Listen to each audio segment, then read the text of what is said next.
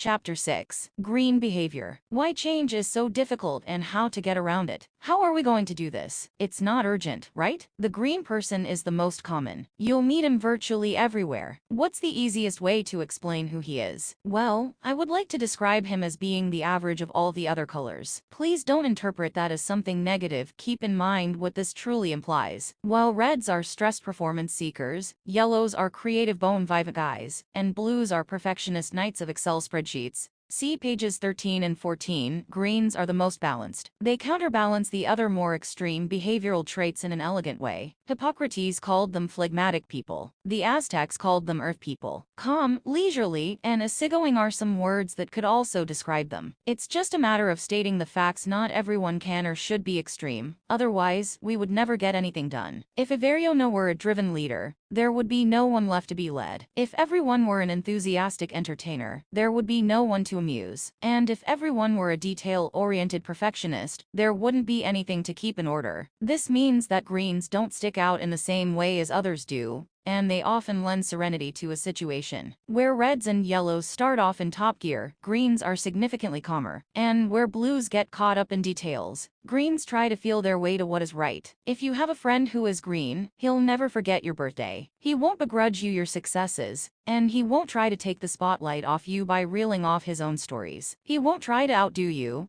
and he will never pester you with new and drastic demands. Nor will he see you as a competitor if you were ever placed in that situation. He won't take command unless he has been told to do so. And he won't just a minute please. You might be thinking, that's just a lot of things he doesn't do. So what does he do? You can't ignore the fact that greens are more passive than others. They're not as driven as reds, not as resourceful as yellows, and not as orderly as blues. This describes most of the population. For this very reason, they are easy to deal with. They let you be yourself. They don't demand much, and they never kick up a fuss unnecessarily. Children with green features are usually described as being little angels. They eat when they're supposed to. They sleep when they're supposed to. They do their homework when they're supposed to. But it's not just that. Greens will not offend people if they can avoid it. They'd rather not offend anyone at all. And they won't talk back if the boss makes a strange decision. At least not to his face, that is. During the coffee break it may be somewhat different, but more on that later. They usually strive to fit in, which makes them more balanced people. They're ideal for calming down confused yellows, for example. And they're excellent at warming up blues, who, on occasion,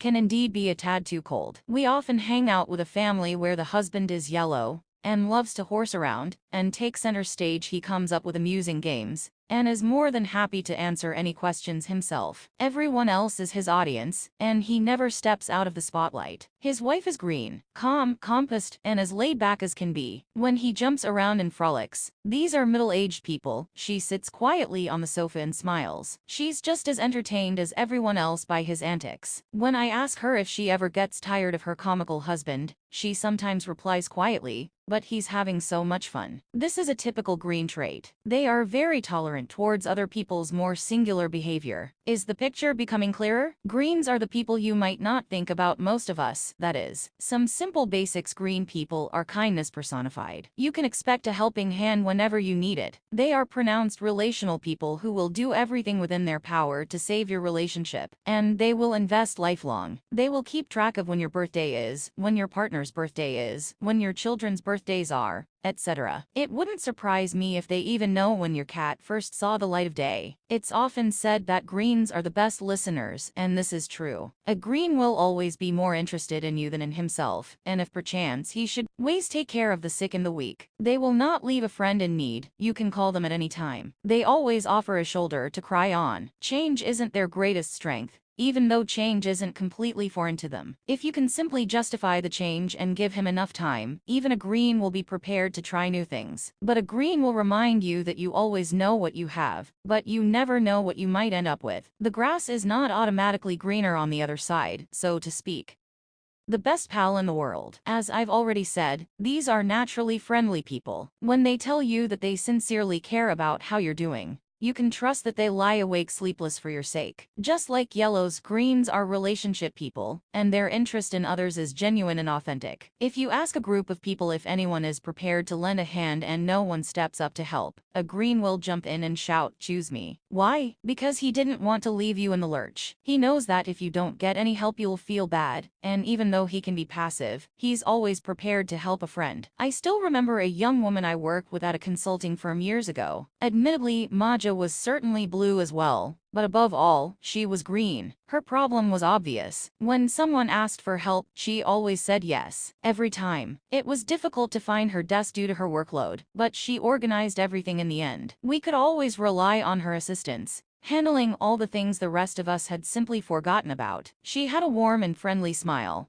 so we asked her to work in reception and have the first contact with new clients. She never failed to serve coffee, fix the cushions, or keep track of how long clients had been waiting. Maja never forgot anyone's birthday or anniversary, or their wives or children's, for that matter. She frequently sent short emails to all of us stressed-out consultants, reminding us that we had families who also needed to be looked after. Sure, we could take care of our own lives, but in her kindness and thoughtfulness, Maja went out of her way to help. It was natural for her, and whenever we asked her to take it easy and take care of herself for a change, she almost felt offended. She wanted to take care of us, it simply made her feel good. Of course, there were limits, and Maja constantly ran the risk of someone taking advantage of her huge heart. But when properly balanced, this selflessness is a beautiful quality. Greens do this naturally. When having coffee, it's quite normal for you to ask the people with you if they would like a refill. When other colors would likely take their empty cups to the coffee maker, greens would simply fetch the coffee carafe and refill everyone's cup. A green wants to stay on good terms with everyone, so he'll even help people he doesn't really like that much. Otherwise, there might be some kind of hullabaloo. He thinks well of most people and is confident in others' abilities. Sometimes he does this so intensely that it ends badly, but normally that's the fault of the other person, not the green himself. He is so good-hearted that now and then others can take advantage of him. Lass, a good friend of mine, is a truly genuine friend. It makes no difference how much he has to do. If anyone needs a helping hand, Lass is there, ready to support him. So Medums, in Lass's eagerness to help with other people's work, he even forgets to do his own. On weekends, he drives his own and others' children everywhere they want to go. He helps people move. He lends out his tools without people even needing to ask. He listens if you call and complain about something. This all takes a huge amount of time, but he enjoys it. Once they've said they'll do something, you can rest assured that it will be done. If a green says that he will do something, you can be confident that he'll do it. If it's in his power to deliver, he will. It won't be done in the shortest amount of time possible, but it will show up in your inbox roughly within the expected time frame. Greens don't want to be caught failing to deliver, as this might cause trouble for others. And because they're good team players, they don't want to do anything that can cause problems for the team. Team comes before self, the team being the company, crew, football team, or family. For the green, it's natural to look after everyone else around them. The reason why everyone works so well with greens is a topic for debate. In some situations,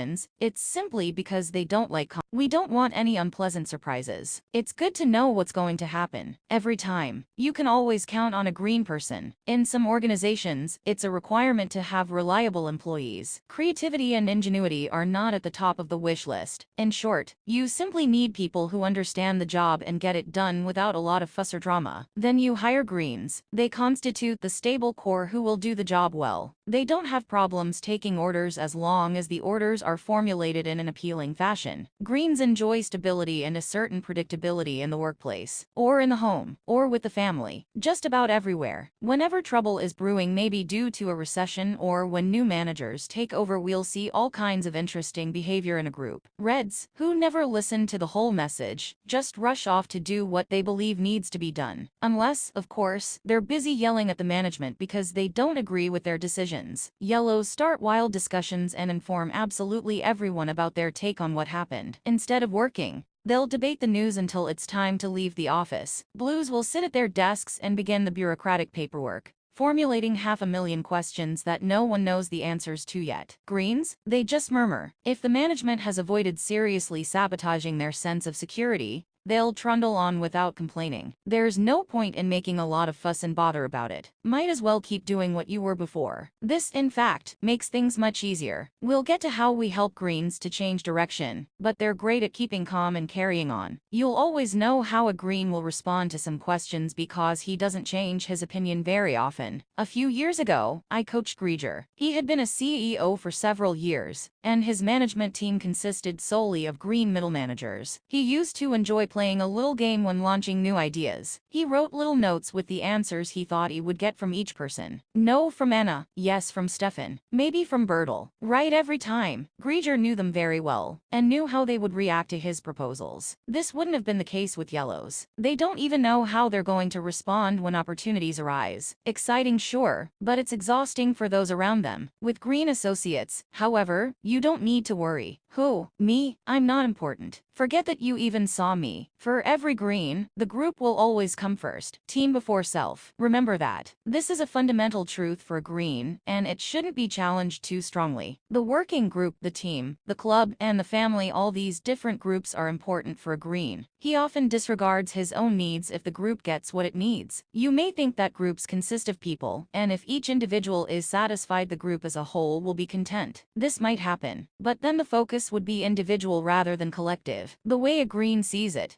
If the group feels good, every individual also feels good. Here the green's thoughtfulness becomes apparent. He has infinite regard for those around him. This is partly the reason why it's difficult to get a straight answer from a green. He's always trying to satisfy everyone else. Let me tell you a rather striking story. One Sunday a few years ago, a colleague whom I didn't know that well called me. I had only been working with Christopher for a few months, but I hadn't really figured the guy out yet. So when he called me one Sunday morning, I was surprised. I saw who it was, but I had no idea what he wanted from me. He greeted me pleasantly and asked what I was doing. I had just bought a new house at that time and was busy renovating. Christopher asked what was on the agenda this particular Sunday, and I remember that I said I was worried about the boiler. It was early winter. The temperature was just below freezing, and one of the circulation pumps didn't really work as it should. Because similar boiler, and besides, he knew a plumber whom he might be able to ask to come by and have a look if I was interested, of course. Christopher and I chatted for a while, and I became increasingly puzzled about why he had actually called me. He asked me where I lived. I gave him the address, and he promised to write it down and give it to his plumber friend. Then, as a kind of by the way, he asked me if I had any plans to go into town that day. I lived about 25 miles from the office, and hadn't intended to go to work that Sunday. I explained this to Christopher. We chatted a little while longer, and in the end I finally asked him straight out what he really wanted. Then he revealed that he was standing outside the office in his t-shirt, because he had accidentally locked himself out when he had popped out to fetch some lunch. I looked at the thermometer. 30 degrees with light snow. We'd been talking for about 15 minutes. I got into the car and saved him from freezing to the bone. Everyone else is more important. A green never asks for anything. I know exactly what you mean. They say greens are introverts, that is, that they're active in their inner world. This means that they don't talk just for the sake of talking. When you are quieter than those around you, it's natural that you listen. And greens will listen. They are interested in you and your ideas. Unlike reds, who only listen when there is something to be gained from it, or yellows, who usually don't listen at all. Although they will normally deny this fact, greens hear what you're actually saying. They have a genuine ear for human problems. They might not offer any suggestions or solutions, but they understand what you've told them. Don't assume that means that they agree with you, but they are good listeners. So far, you have probably tried to puzzle all the pieces together. Where do the different colors fit in? What kind of job would be best for each of them? These are good questions, even if there are no simple answers. One observation that often arises when I work with these issues in different organizations